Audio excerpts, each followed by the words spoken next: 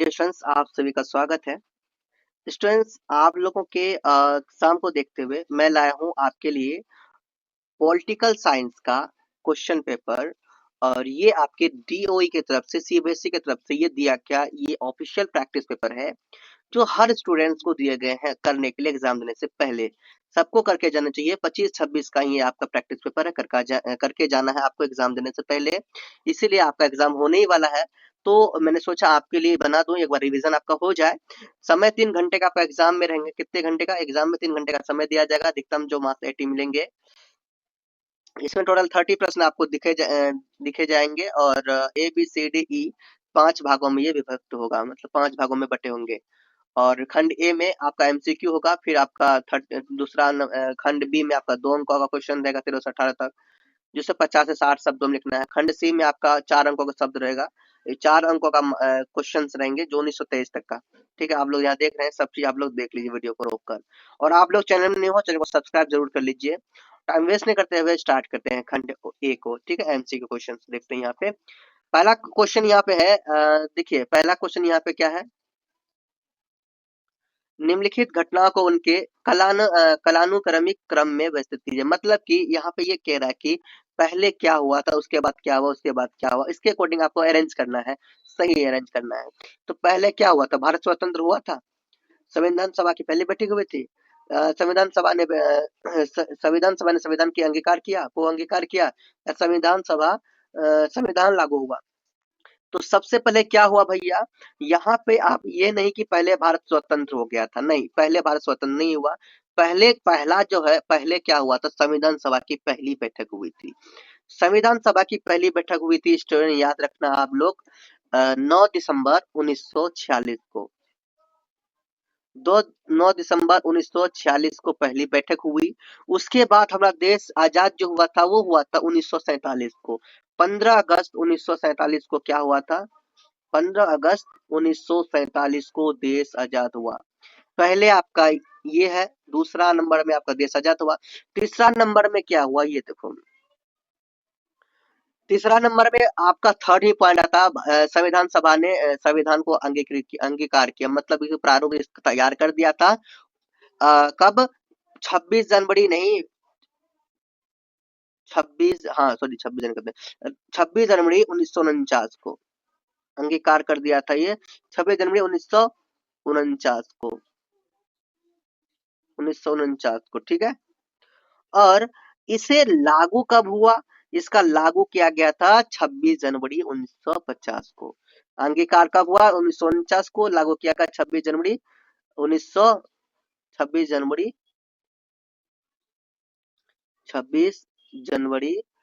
1950 को ये लागू हो गया। इसका तो मतलब समझे, सबसे पहले आपका आएगा 2 नंबर का, उसके बाद आपका आएगा 1 नंबर, उसके बाद आपका आएगा 3 नंबर। ठीक है, उसके बाद आपका रहेगा 4 नंबर। 2 1 3 4 कहाँ है? ये तो गलत है। 2 1 3 4 ये भी गलत है। 3 नंबर में सही जवाब है आपका 2 1 3 4। ओके, आगे बढ़ते हैं। क्वेश्चन नंबर 2 है, निम्नलिखित प्रश्न में अभिकथन ए के बाद कारण आर का कथन दिया गया है। ये सब आप लोग जानते हो। तो देखिए, अभिकथन दिया गया है, राष्ट्रीय नागरिकता की अवधारणा यह मानती है कि हमारा राज्य हमें वह सुरक्षा और अधिकार प्रदान करे जिसकी हमें आज विश्व या कीजिए दिया करे होगा, जिसकी हमें आज विश्व में सम्मान के साथ जीने के लिए आवश्यकता है। और दूसरा है कि वैश्विक नागरिकता की यह धारणा यह है कि इससे राष्ट्रीय सीमाओं के पार फैली समस्याओं से निपटना आसान हो सकता है। तो यहाँ आपने क्या देखा, दोनों के दोनों सही बता रहे हैं, और दोनों के दोनों जो है ना, पहला जो बता रहे हैं उसका ना अच्छा से एक्सप्लेन कर रहे हैं ना कारण। तो दोनों का दोनों सही है, कारण भी सही है, ये भी सही है, एक्सप्लेनेशन भी सही है। तो जब दोनों सही रहे तो ऑप्शन नंबर ए आपका राइट हो जाएगा, ए नंबर। ठीक है, कि ए और आर दोनों सत्य है, और आर ए का सही स्पष्टीकरण है, व्याख्या है। ठीक, क्वेश्चन नंबर हम लोग आते हैं 3। A long walk to freedom, a long walk to freedom पुस्तक के लेखक कौन है? तो यहाँ 4 ऑप्शन है, Mahatma Gandhi, Nelson Mandela, Martin Luther King junior या जवाहरलाल नेहरू। तो इसका राइट आंसर हो जाएगा Nelson Nelson Mandela, option number B. Question number 4 है, भारत में कौन सा चुनाव प्रत्यक्ष रूप से नहीं होता है? लोकसभा चुनाव, विधानसभा चुनाव, राज्यसभा चुनाव या ग्राम पंचायत चुनाव? तो यहाँ पे आपका राइट हो जाएगा ऑप्शन नंबर सी, राज्यसभा चुनाव। क्वेश्चन नंबर कॉलम ए में दिए गए हैं, दिए गए शब्द को कॉलम बी के शब्द से आपको मिलाना है, यहाँ पर मैचिंग करना है, ठीक है। क्वेश्चन नंबर 5 पे जो दिया हुआ है सही से मिलाना है आपको, यहाँ पे देखते हुए। तो स्तंभीय जन्म सिद्ध नागरिक, यहाँ पे देखिए स्तंभ बी में देखिए इससे कौन मिलेगा, इससे कौन सेट खाएगा, ये आपको देखना है। फिर आपको क्या करेंगे, इसके साथ साथ ऑप्शन भी दिए जाएंगे, यहाँ पे ऑप्शन भी दिए जाएंगे, ठीक है। तो यहाँ 4 ऑप्शन भी दिए गए हैं और अपने अकॉर्डिंग आपको यहाँ पर मिलाना, फिर आपको ऑप्शन देना है, ठीक है। तो यहाँ पे देखिए जन्म सिद्ध नागरिकता जो होगा वो होगा स्टूडेंट्स किसी देश में जन्म लेने से अर्जित, ठीक है। दूसरा है आपका अर्जित नागरिकता। अर्जित नागरिकता होगा कानूनी मानदंड पर पूरा कानूनी मानदंड पूरा करने के बाद दी गई, ठीक है। स्तंभ भी इससे हो जाएगा। और उसके बाद है आपका 3 नंबर दोहरी नागरिकता। दोहरी नागरिकता का होगा 3 नंबर, दो राष्ट्रों की नागरिकता को मान्यता देना। और वंश द्वारा नागरिकता, इसका हो जाएगा आपका 2 नंबर, ठीक है। इसमें क्या देखा, एक का जो है, एक का हो रहा है 4,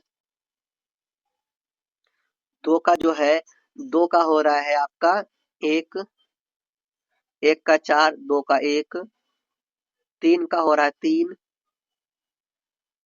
3 का 3 हो रहा है, और 4 का क्या हो रहा है भाई, 4 का हो रहा है 2, ठीक है। कहाँ है ऐसा ऑप्शन, कहाँ है भाई ऐसा ऑप्शन? ऑप्शन नंबर बी में दिख रहा है आपको, एक का 4, दो का 1, 3 का 3, 4 का 2, ठीक है। Option number B is your right answer. आगे देखते हैं। 6 नंबर में है, नीचे दो कथन दिए गए हैं, सही विकल्प चुनिए। कथन 1, स्वतंत्र तभी सार्थक है जब सभी को समान स्वतंत्रता प्राप्त हो। कथन 2 क्या है, स्वतंत्रता का प्रयोग दूसरों की स्वतंत्रता में बाधा डाले बिना किया जाना चाहिए। तो यहाँ पे आपको क्या लग रहा है, दोनों के दोनों कथन सही है या फिर गलत है? तो दोनों के दोनों कथन सही है, एक्सप्लेनेशन भी सही है, तो यहाँ पे ए नंबर आप लगा दीजिए। संविधान में संशोधन की शक्ति किसे प्राप्त है? केवल राष्ट्रपति को, संसद को, सर्वोच्च न्यायालय को या फिर राज्य सरकार को? तो यहाँ पे हो जाएगा आपका बी नंबर, संसद। नीचे दिए गए विकल्पों में गलत जोड़ी को पहचानिए। संविधान सभा के अध्यक्ष डॉक्टर राजेंद्र प्रसाद, प्रारूप समिति के अध्यक्ष डॉक्टर भीमराव अम्बेडकर, संविधान की आत्मा प्रस्तावना, और संविधान की भाषा संस्कृत। गलत है, तो डी नंबर आपका गलत हो जाएगा, ठीक है। डी ऑप्शन नंबर डी आपका राइट नहीं है, डी डी नंबर ही गलत है। गलत जोड़ी को पकड़ना था तो डी नंबर ही आपका गलत है। और एक बात बताना भूल ही गया कि जब मान लो कि संविधान की जो भाषा संस्कृत ना है, तो ये गलती क्यों है? अनुच्छेद में लिया गया संस्कृत, बट ये संस्कृत ना तो है क्या, तो संविधान को जो लिखा गया था हिंदी और अंग्रेजी में, ठीक। हिंदी और अंग्रेजी में लिखा गया, हिंदी और अंग्रेजी में संविधान को लिखा गया था, ठीक है। ओके स्टूडेंट्स, आगे बढ़ते हैं। क्वेश्चन नंबर 9 है, संविधान को जीवंत दस्तावेज बनाने का क्या अर्थ है? तो इसमें समाज और समय के अनुरूप परिवर्तन असंभव होना, इसमें संशोधन के मनाही होना, इसमें केवल एक बार संशोधन होना, इसका केवल राजनीति तक सीमित रहना। तो यहाँ पे आपका राइट हो जाएगा क्वेश्चन नंबर 9, ए नंबर, नैतिक कोई ए नंबर, इसमें समाज और समय के अनुरूप परिवर्तन संभव होना। 10 नंबर में है, किस प्रकार के अधिकार नागरिकों को स्वतंत्र रूप से कार्य करने का अवसर देता है? तो ये हो जाएगा आपका स्टूडेंट्स बी नंबर, कानूनी अधिकार। भारत में मताधिकार का सिद्धांत किस पर आधारित है? संपत्ति आधारित मतदान, शिक्षा आधारित मतदान, सार्वभौमिक वयस्क मताधिकार, धर्म आधारित मतदान। क्या यहाँ हो जाएगा 11 का सी नंबर, सार्वभौमिक वयस्क मताधिकार। अब देखिए यहाँ पर लास्ट है, मानव अधिकार का सबसे बड़ा उद्देश्य क्या है? मानव गरिमा की रक्षा करना, राज्य को सशक्त बनाना, समाज में विभाजन करना या नागरिकों को सीमित करना। तो यहाँ पे जो आपका राइट हो जाएगा स्टूडेंट्स, ऑप्शन नंबर ए, मानव गरिमा की रक्षा करना। चलिए अब हम लोग आते हैं खंड बी। खंड ए कंप्लीट होता है, खंड बी में 2 मार्क्स वाला है। तो सांस्कृतिक और शैक्षणिक अधिकार क्यों महत्वपूर्ण है, इसे देखते हैं। तो इसका राइट आंसर क्या हो जाएगा स्टूडेंट्स, यहाँ पर देखिए सांस्कृतिक 2 मार्क्स का है, 2 मार्क्स के अकॉर्डिंग लिखे, सांस्कृतिक और शैक्षणिक अधिकार अनुच्छेद 29 और अनुच्छेद 30 अल्पसंख्यकों की भाषा, लिपि और संस्कृति को सुरक्षित करने के लिए महत्वपूर्ण है। ओके, तो ये आपका हो जाएगा राइट आंसर। दूसरा है उसी में आगे, राष्ट्रवाद का संबंध स्वनिर्णय के सिद्धांत से कैसे है? इसका आंसर आप लोग क्या लिखेंगे भैया?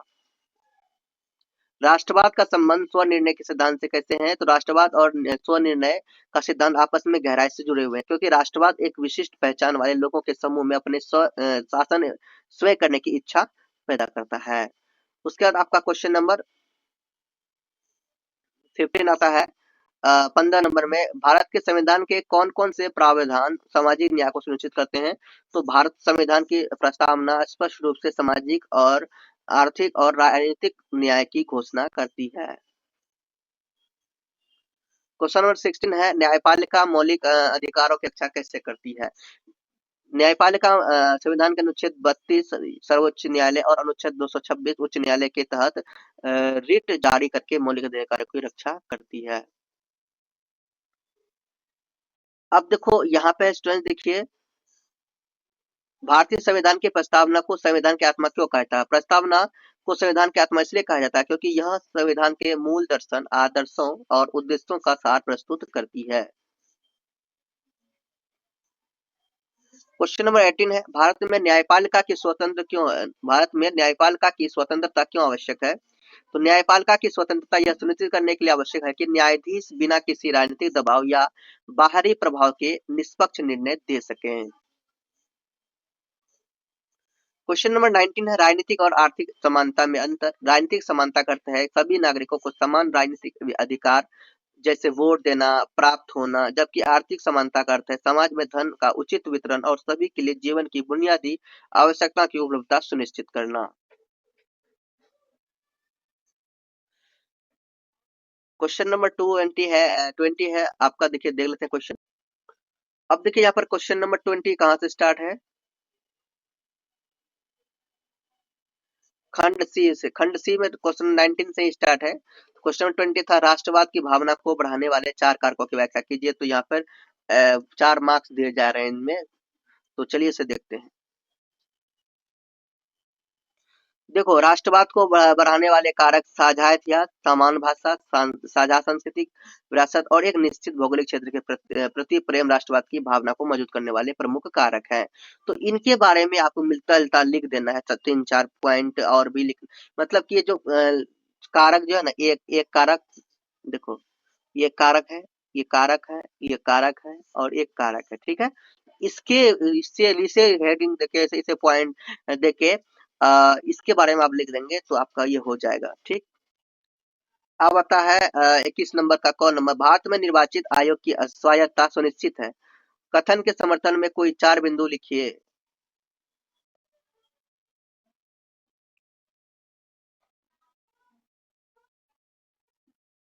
देखो, भारत में मुख्य चुनाव आयुक्त की नियुक्ति राष्ट्रपति द्वारा होती है, उन्हें हटाना कठिन है। आयोग के पास चुनाव के दौरान अधिकारों पर नियंत्रण और स्वतंत्र निर्णय लेने की शक्ति है, जो इसकी स्वायत्तता सुनिश्चित करती है।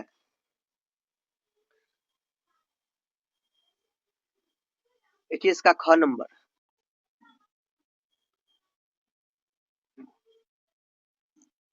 भारत में चुनाव संबंधित कोई 4 प्रस्ताव समझाइए। देखिए इसका आंसर है यहाँ पे, चुनाव में धन और बाहुबल, चुनाव सुधार के प्रस्ताव में लिख सकते हैं। चुनाव में धन और बाहुबल के प्रयोग पर रोक लगाना, महिला प्रतिनिधित्व बढ़ाना, चुनाव खर्च का सरकारी वित्त पोषण और अपराधी छवि वाले उम्मीदवारों को प्रतिबंध लगाना प्रमुख सुधार हो सकते हैं, ठीक है।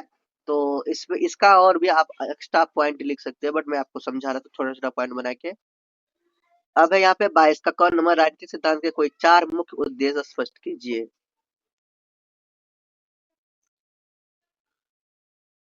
देखिए, इसका मुख्य उद्देश्य नागरिकों को राजनीतिक जागरूक बनाना, स्वतंत्रता, समानता और न्याय जैसे मूल्यों को समझना और तर्कसंगत सोच विकसित करना, ताकि वे एक आदर्श समाज के निर्माण में योगदान दे सके।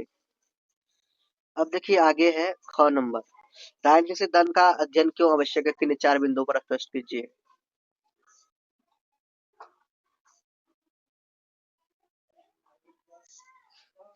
यह हमें अपने अधिकारों और कर्तव्यों के प्रति सचेत करता है और समाज की समस्या का विश्लेषण करने में मदद करता है और लोकतंत्र को मजबूत करने के लिए नागरिकों में बहस और संवाद की क्षमता विकसित करता है। 23 नंबर में स्थानीय सरकारों को सशक्त बनाने के लिए भारतीय संविधान में दिए गए 4 प्रावधानों का वर्णन कीजिए। अब इसका आंसर देखते हैं 23 नंबर का। आंसर है इसका, देखिए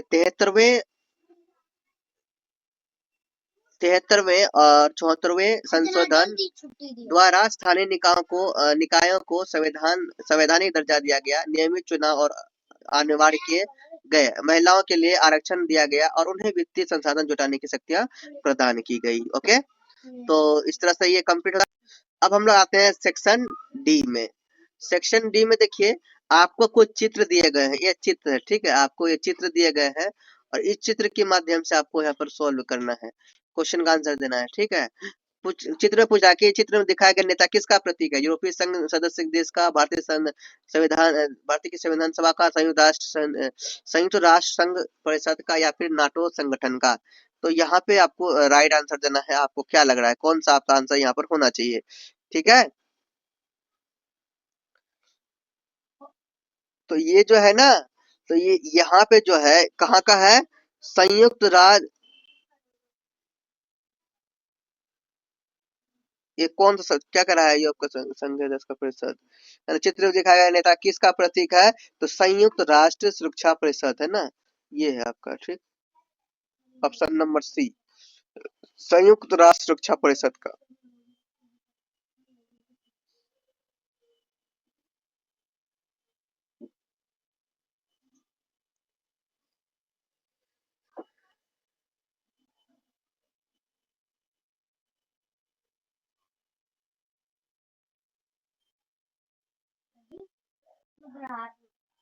क्वेश्चन देखिए, चित्र में दिखाया गया नेता किसका प्रतीक है, तो ये ध्यान रखना कि संयुक्त राष्ट्र सुरक्षा परिषद का। इसमें अगला क्या है, इस कार्टून के माध्यम से कौन सा लोकतांत्रिक मूल्य झलकता है, तो इस कार्टून के माध्यम से आपको झलकता है ए नंबर, असहमति और बहस लोकतंत्र का स्वाभाविक हिस्सा। उसके बाद देखिए क्वेश्चन नंबर 3 है, यूरोपीय संविधान की विफलता से क्या शिक्षा मिलती है, तो यहाँ पे आपका हो जाएगा यूरोप राजनीतिक एकता बिना जनता की सहमति के संभव नहीं है। भारतीय संविधान यूरोपीय संविधान के निर्माण प्रक्रिया से कैसे बेहतर है, प्रक्रिया से बेहतर कैसे है, तो यहाँ पे आपका जो हो जाएगा वो हो जाएगा ए नंबर, भारतीय संविधान की जनता की भागीदारी लोकतंत्र बहस की सर्वसम्मति से बनाया गया था, ठीक है, सर्वसम्मति से बनाया गया था। तो ये जो संविधान है, अच्छा ये 24 नंबर तक हो गया यहाँ पे।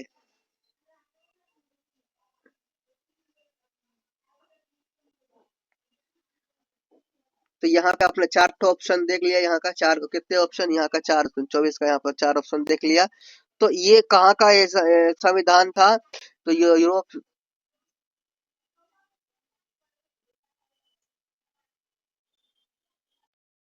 तो ये मैंने आपको बता ही दिया था, चित्र में जो दिखाया गया था यहाँ पे संयुक्त सुरक्षा राष्ट्र परिषद। तो ये हो गया आपका, देखिए प्रश्न संख्या 24 का स्थान पर की दृष्टिबाधित के लिए भी यहाँ पे है, तो भाई इसको तो नहीं, ये हम लोग नहीं देखेंगे। अब आता है 25 नंबर में, है ना, मानचित्र वाला। 25 नंबर में क्या वाला था, मानचित्र वाला। यहाँ पे आपको मानचित्र दिख रहा है ना, ये देख लिया ए बी सी डी, है ना, ए बी सी डी, है ना। तो यहाँ पर आप क्वेश्चन दिया गया है, वह राज्य जहाँ की आबादी सबसे अधिक है, तो आंसर क्या होगा, जहाँ की आबादी सबसे अधिक है, तो आप सभी को पता है कि वह राज्य जहाँ की आबादी सबसे अधिक है, ये सभी को पता होता है कि वो कौन सा राज्य होता है, कौन सा राज्य भारत में जहाँ की आबादी सबसे, ये हो जाएगा आपका उत्तर प्रदेश, ठीक है। उत्तर प्रदेश सबसे अधिक आबादी वाला राज्य उत्तर प्रदेश। तो यहाँ ए जो है, ए कहाँ है, ए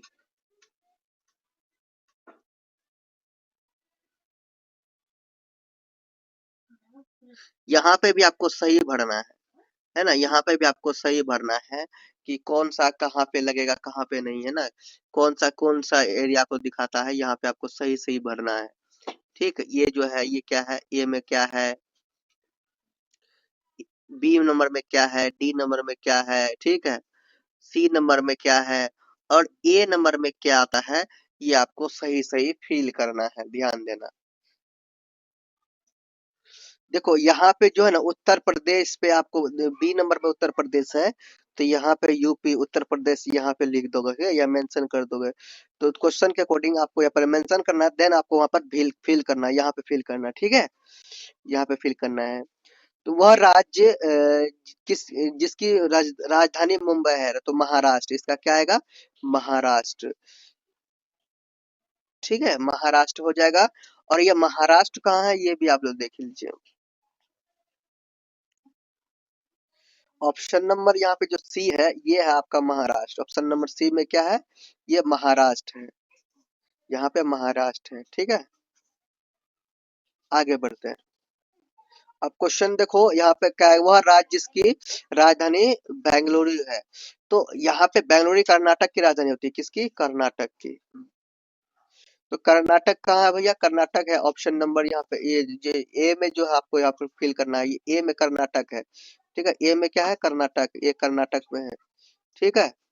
तो आप देख लो ए बी सी डी के अनुसार आप फिल कर सकते हो।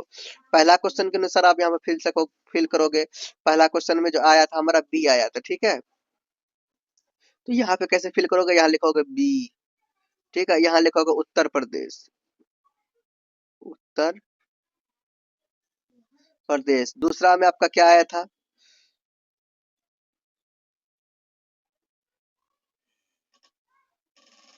तीसरा नंबर में देखो यहाँ पे वह राज्य राज्य जहाँ नालंदा स्थित है, तो ये बिहार। तो भाई बिहार तो अभी आपका यहाँ पे आ जाएगा, ठीक है, बिहार तो आपका डी नंबर आ जाएगा ना, डी नंबर बिहार आ जाएगा, डी नंबर पे बिहार आ जाएगा। तो यहाँ पे जो लिखोगे, पहला लिखोगे बी नंबर उत्तर प्रदेश, फिर लिखोगे डी नंबर आएगा बिहार, ठीक है। उसी तरह से आपने अपना अपना नंबर देख लेना, मैच करना और लिख देना, बात खत्म। ये आप लोग अब कर लोगे, कोई दिक्कत नहीं है। अब ये गद्यांश को पढ़ के आंसर ढूंढना, ये तो भाई आप लोगों के हलवा है। गद्यांश पढ़ के आंसर ढूंढना, कितना नंबर, 26 नंबर गद्यांश बन के आंसर ढूंढना। तो आप गद्यांश पढ़ लीजिएगा, मैं आपको फिर आंसर बता देता हूँ, ऑप्शन के अकॉर्डिंग ये है। तो जॉन रॉल्स के अनुसार अज्ञानता का कल्पित आवरण ओढ़ना किसकी और संकेत करता है, तो वो करता है स्टूडेंट्स निष्पक्षता के साथ निर्णय लेने की शक्ति, स्थिति की ओर। दूसरा है अज्ञानता का आवरण का उद्देश्य क्या है, तो अज्ञानता का आवरण का उद्देश्य बी नंबर उचित कानूनों और नीतियों तक पहुंचना। 3 नंबर में है रॉल्स का सिद्धांत किस प्रकार के समाज की कल्पना करता है, तो यहाँ पे हो जाएगा बी नंबर निष्पक्ष और समान अवसर वाला समाज, है ना।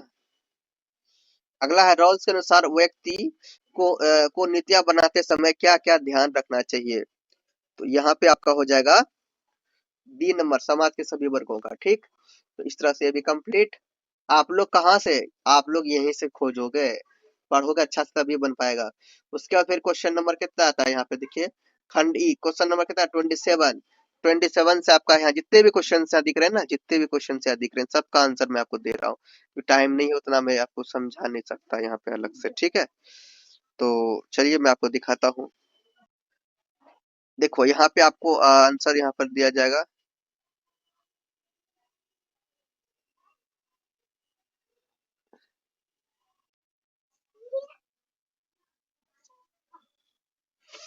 27 का कौन नंबर में है, भारतीय संविधान प्रकृति में संघीय लेकिन भावना में एकात्मक है। भारतीय संविधान के उन प्रावधानों का वर्णन कीजिए जो केंद्र सरकार को अधिक शक्तिशाली बनाते हैं।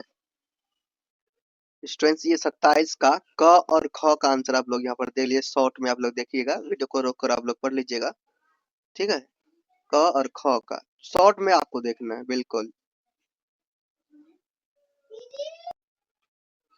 स्टूडेंट्स ये 28 का क और ये ख नंबर आप लोग देख लीजिए,